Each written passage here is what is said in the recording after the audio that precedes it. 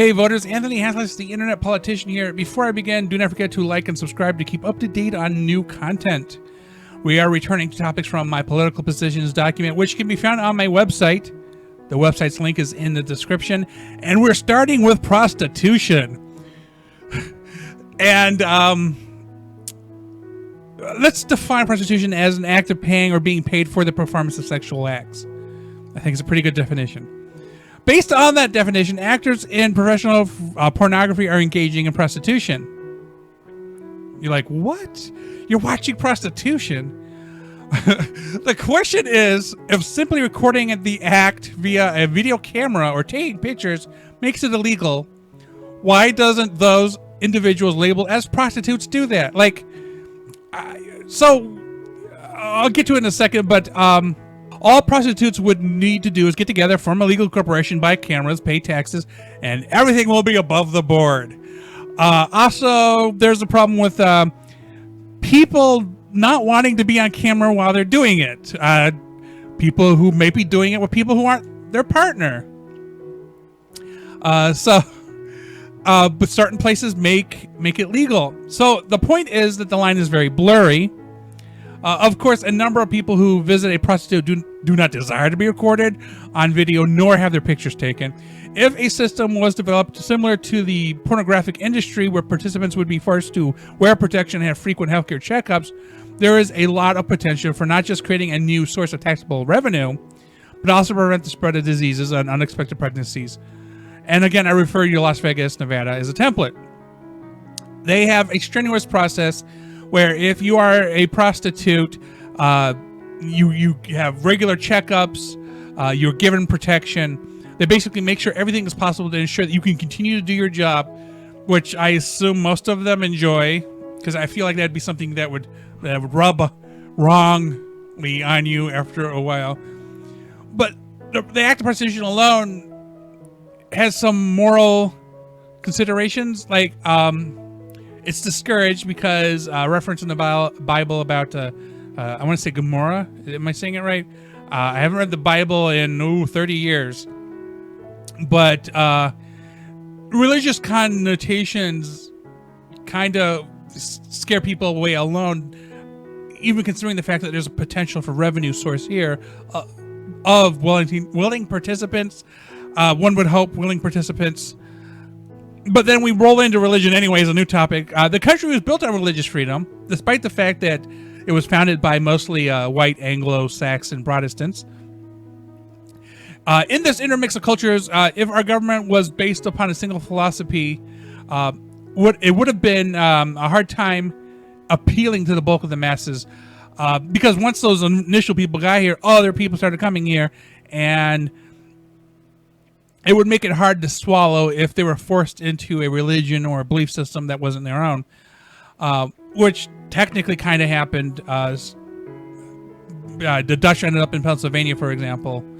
That is the primary reason why we strive to be politically correct. It is so we can be all-inclusive.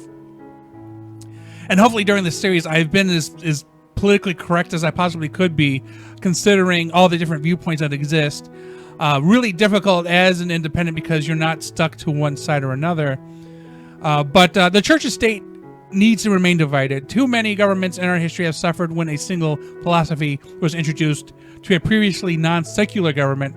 Now, I'm not saying that individuals should not be permitted to act according to their beliefs, but they should not be forcing their beliefs upon others. One of the reasons as to why we vote is to avoid such issues. For some insight, look up some information on the apartheid in South Africa and National Socialist Party, because that's the Nazis.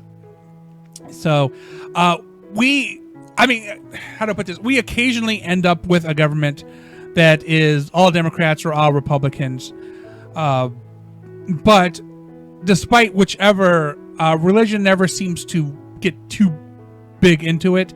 Obviously, if it's all Republican government, there's a chance that religion is a larger consideration than when it is a Democratic government. But generally, most politicians know where the line is.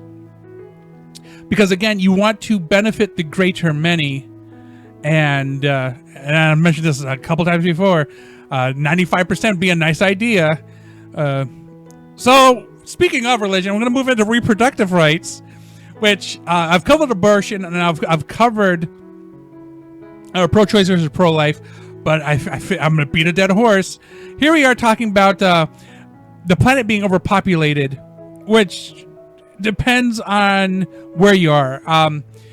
In the United States, there is so much land here that like literally every single person could have their own I think the math was 2 acres, which would be multiple times the size of my current yard. And then the problem is we also have many individuals who are reproducing as if they still lived in an agricultural society. In second world countries, third world countries, I get it. But when we live in the United States, you shouldn't be having 12, 13 kids. The fact that you're rewarded with a TV show is mind-boggling. But anyway, this is particularly attributed to biblical passages that encourage the bearing as many children as possible. Great in the old days. But right now, especially in the United States, not really. What do they say? Like Japan, has 20 people for every one person we have in the United States as far as space is concerned. So I mean that's crazy. Have you seen Japanese apartments? They're literally an alcove for your kitchen or kitchenette. You have a little bathroom, and then your living room and your bedroom are pretty much the same space in some places. That's how tightly packed. Tokyo houses 20% of the nation's population. Another reason is either the lack of much needed education, contraception, or both. Informed people make less of these things happen. If you know that doing A will get you to to B, you're most likely less likely to do it, or whatever. Coincidentally and typically, as I'm rambling through this, the more income an individual earns annually, the less offspring they produce. However, there are obviously some exceptions. Lawyers and doctors, for example, typically don't have the time to have kids in most cases. Since the 1920s, the planet's population has more than tripled. I think we're about to hit 4 times that during this decade, maybe. Back in the 1990s, there was a public service message that told young adults to plan their families wisely, and by not having more than 2 or 3 children, which I agree with it. You need to replace yourself, your spouse, and maybe have one more to grow on. This allows individuals to replace their numbers in the gene pool and also make up for inevitable losses, such as those who are barren and die before reproducing. Unless the goal is to raise a workforce for a large area of farmland or a baseball team, I believe that the suggested limitation is a good advice. I would like to cite Captain Planet. There was actually an episode where there was some time travel hijinks, and one of the Planeteers ended up with way too many kids. We see it now and again in the media. Men who have children that they had never planned for or even knew about know of a child's existence or not, pending the results of a genetic test. Women can request that the state that the father pay child support, which is also a bit of personal responsibility. Dudes should not be going around impregnating women. You would be surprised how many men found out this way that they had children.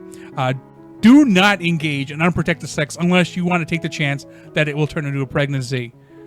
When it comes to children, unless the woman can be found unfit, the father's rights are limited, and oftentimes they have no choice in the matter at all. You cannot refuse to pay child support, because you did, you would end up in jail eventually, despite the fact that you didn't know there was a child. And then finally, for topics today, responsibility. It is the responsibility of citizens to provide for their children, vote on candidates and issues in elections, abide by the law, and serve when called upon. Period. Well, that is all the time we have today, voters. Remember, a good voter is an informed voter who can think for themselves. Do not forget to check out my previous videos on this channel, as well as like and subscribe to keep up to date on new content.